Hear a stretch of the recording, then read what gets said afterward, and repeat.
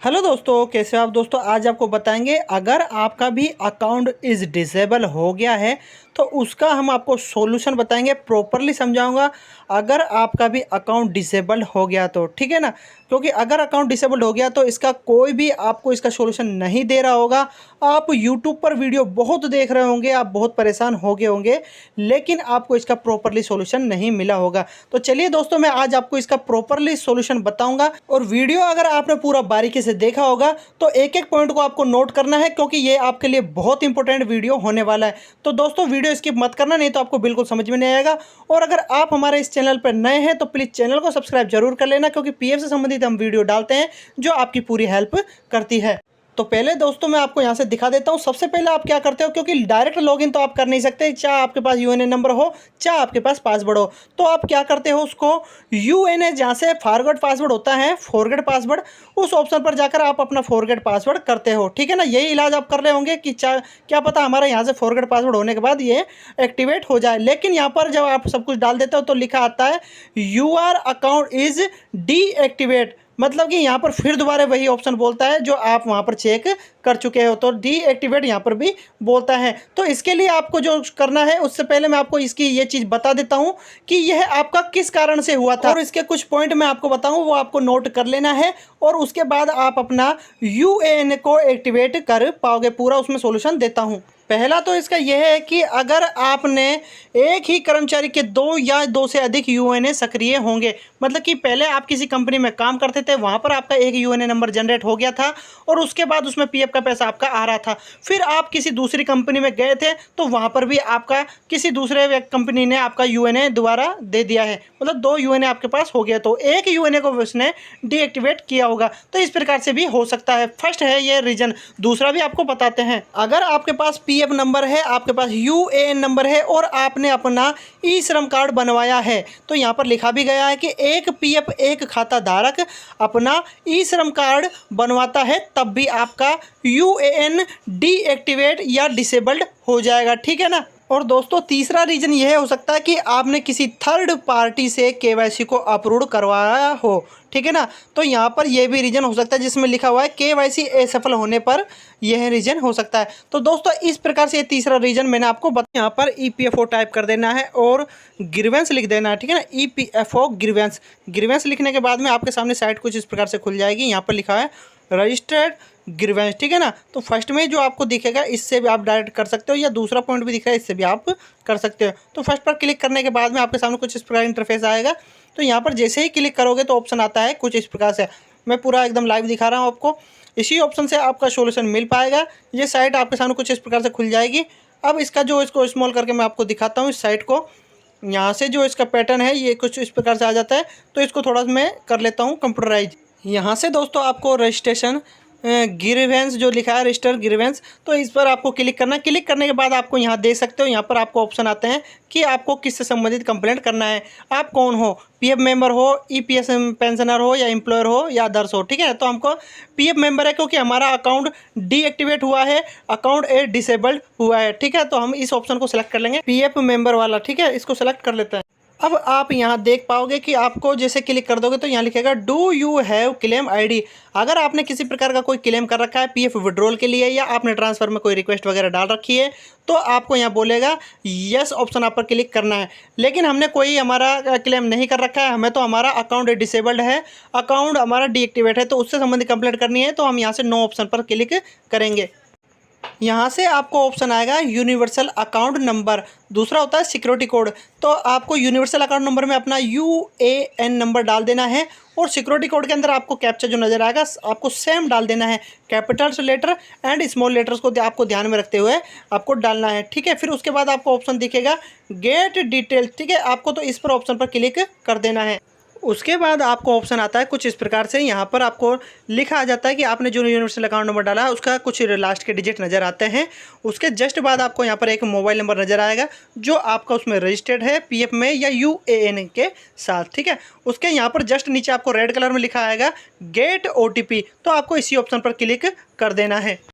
उसके बाद यहाँ पर बोलता है कि आपका जो मोबाइल नंबर ऐड है अपने यूएनए या पीएफ के साथ, उसके साथ एक ईमेल एड्रेस भी आपका अटैच है, तो आप वहाँ पर चेक कर सकते हो आपको एक ओटीपी आया होगा। तो उस OTP को आपको यहाँ पर डाल देना है और सबमिट वाले ऑप्शन पर यहाँ पर क्लिक कर देना है। तो चलिए फटाफट मैं यहाँ डाल देता हूँ, सबमिट पर क्लिक कर देता हूँ। फिर आपको एक लिखा आएगा कुछ इस प्रकार से, OTP वेरीफाइड सक्सेसफुली।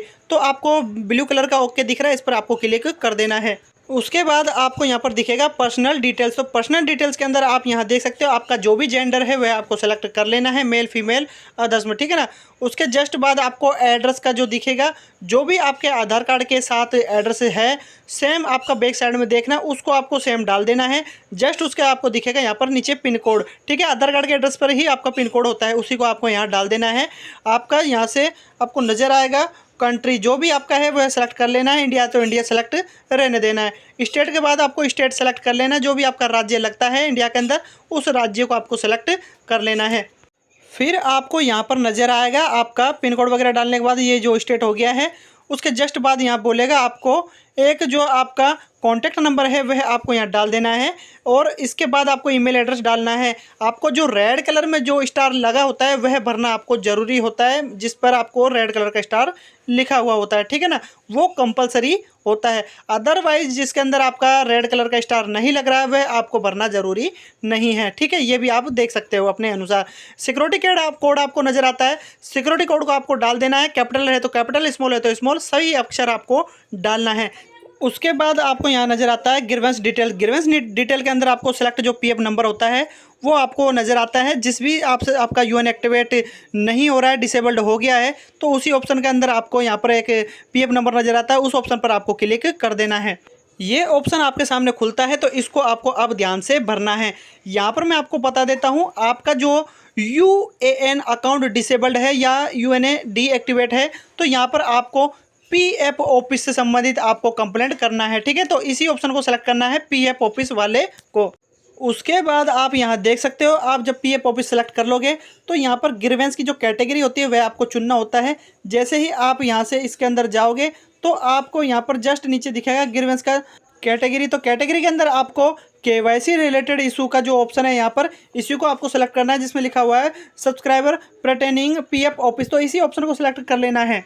याद रखें आपको डिस्क्रिप्शन जो है, ग्रीवेंस का डिस्क्रिप्शन है, इसी के अंदर आपको पॉइंट लिखना है और यह महत्वपूर्ण पॉइंट होता है। तो आपको कुछ इस प्रकार से लिखना है, ठीक है, जैसे मैं आपको दिखा रहा हूँ इस प्रकार से आपको लिखना है। डिस्कशन आप आराम से देख लेना, वीडियो को रोक कर आराम से देख लेना। यहाँ पर जो इंपॉर्टेंट पॉइंट मैं आपको बता रहा हूँ, आपको याद रखना, आपको आधार कार्ड का कॉपी आपको जरूर लगाना। जो भी आधार कार्ड का फोटो है उसको आपको मतलब कि ले लेना है और फोटो लेने के बाद में बैक और फ्रंट दोनों लेना है। उसके बाद में आपको V ऑप्शन पर ले जाकर आपको इस पर डाल देना है फोटो को, ठीक है ना। आप जैसे ही इसको अपलोड कर दोगे और ये साइज़ वगैरह आप देख लेना, 94 KB के आसपास इसको लेना है। सक्सेसफुली जब ये सेलेक्ट हो जाएगा तो लिखा आ जाएगा ग्रीन कलर में, ठीक है ना, डॉक्यूमेंट। अब आपको ऐड जो है, ऐड वाले ऑप्शन पर क्लिक कर देना है। यहाँ से मैं आपको दिखा देता हूँ, जो भी आपका यहाँ से ग्रीवेंस की जो डिटेल है सेव हो जाएगी और आपको यहाँ से आपका एक PF नंबर नज़र आएगा। ग्रीवेंस की जो कैटेगरी आपने सेलेक्ट करी है वह भी आपको नज़र आएगी और नीचे लिखा आता है सबमिट का ऑप्शन। तो आपको यहाँ सबमिट वाले ऑप्शन पर आपको क्लिक कर देना है। क्लिक करते के साथ आपके सामने यहाँ पर लिखा आ जाता है कि your grievance has been loaded successfully with the following registration number, ठीक है ना। और यहाँ लिखा हुआ है प्लीज़ जो आपका नोट द रजिस्ट्रेशन नंबर है और फॉर फ्यूचर प्रेफरेंस, मतलब कि अगर आप उसका स्टेटस वगैरह चेक करना चाहते हो, अपना जो भी आपने ग्रीवेंस डाला है, तो उसके लिए आपको अपना रेफरेंस नंबर ले लेना है। कैसे लेना है, प्लीज़ क्लिक हेयर टू लिखा हुआ है, यहाँ पर आपको हेयर जो रेड कलर में लिखा हुआ है इस पर क्लिक कर देना है और आपको पास कुछ इस प्रकार का इंटरफेस आता है। फिर यहाँ पर आपको एक रजिस्ट्रेशन नंबर मिलेगा कुछ इस प्रकार से, तो आपको ये नोट कर लेना है, लिख लेना है, कॉपी पेस्ट कर लेना है या फिर आपको पेन से लिख लेना है, कैसे भी जब वो भी आपको उचित लगे वह कर लेना है, क्योंकि यह आपका वीव स्टेटस चेक करने के लिए काम आएगा कि आपने जो कंप्लेंट करी है आपका वह उस पर क्या रिजल्ट आया है। तो कंप्लेंट को कैसे चेक करना है, वीव स्टेटस कैसे चेक करना है, उसके लिए आप जो आपने रजिस्ट्रेशन नंबर मिला है उसको आपको वी स्टेटस में जब आप क्लिक करते हो तो ये ऑप्शन आता है, उसके बाद में वी रजिस्ट्रेशन नंबर डाल देना है और आपका जो भी मोबाइल नंबर है वह आपको डाल देना। सिक्योरिटी कोड के अंदर कैप्चा जैसा भी आपको नज़र आता है सेम आपको सेम डाल देना है और नीचे की तरफ आपको क्लिक कर देना है। अब दोस्तों इसके अंदर आपको नज़र आएगा कुछ इस प्रकार से, यहाँ पर आपको लिखा हुआ है करंट का जो स्टेटस है वह आपको नज़र आएगा। यहाँ पर लिखा हुआ है केस अंडर प्रोसेस, मतलब जो हमारा अभी हमने ग्रीवेंस डाला था वह अभी हमारा अंडर प्रोसेस है। कुछ दिनों के बाद इसका जो रिजल्ट आएगा इसमें थोड़ा समय लग सकता है, मैं आपको अभी बता देता हूं, क्योंकि ये जो मैटर है बहुत बड़ा मैटर होता है अकाउंट डिसेबल का, अकाउंट है डीएक्टिवेट का। तो इसके अंदर बहुत ज़्यादा जांच पड़ताल होने के बाद ही आपका यूएनए को एक्टिवेट किया जाता है ईपीएफओ के द्वारा। और यहाँ पर जो आपका स्टेटस है यहाँ पर लिखा जाएगा कि ये सक्सेसफुली हो चुका है। यहाँ पर आपका जो भी आपने ग्रीवेंस डाला है उसका आपको सॉल्यूशन मिल चुका है। जब सॉल्यूशन आपको मिल जाएगा तो आपका अकाउंट एक्टिवेट हो जाएगा और आपको लिखा आएगा कुछ इस प्रकार के। आपका जब एक्टिवेट हो जाएगा और जब आप लॉगिन कर लोगे यूएनए पासवर्ड की मदद से, लॉगिन आप कुछ इस प्रकार से हो जाएगा, तो आप अपना बैंक वगैरह को जोड़ लेना केवाईसी करने के बाद में, और आप भी अपना पीएफ का पैसा विड्रॉल कर पाओगे आराम से। तो दोस्तों इस प्रकार से जो आपकी ये जो समस्या चल रही थी बहुत दिनों से और इससे आप बहुत परेशान थे और आप अपना यूएनए और पासवर्ड की मदद से लॉगिन नहीं कर पा रहे हो, तो लॉगिन करते थे या फॉरगेट पासवर्ड करते थे तो आपको लिखा आता था लॉगिन करने पर अकाउंट इज ए डिसेबल्ड। और जब आप अपना फॉरगेट वाले ऑप्शन पर जाने के बाद आप अपना कर रहे होते जिसमें लिखा आता था फॉरगेट पासवर्ड का, जिसके अंदर आप करते हो उसमें लिखा आता था your account is a deactivate. तो यहाँ पर आपको यहाँ देख सकते हो इस प्रकार का जो आपको प्रॉब्लम थी इसका आपको सॉल्यूशन मैंने प्रॉपरली बता दिया है।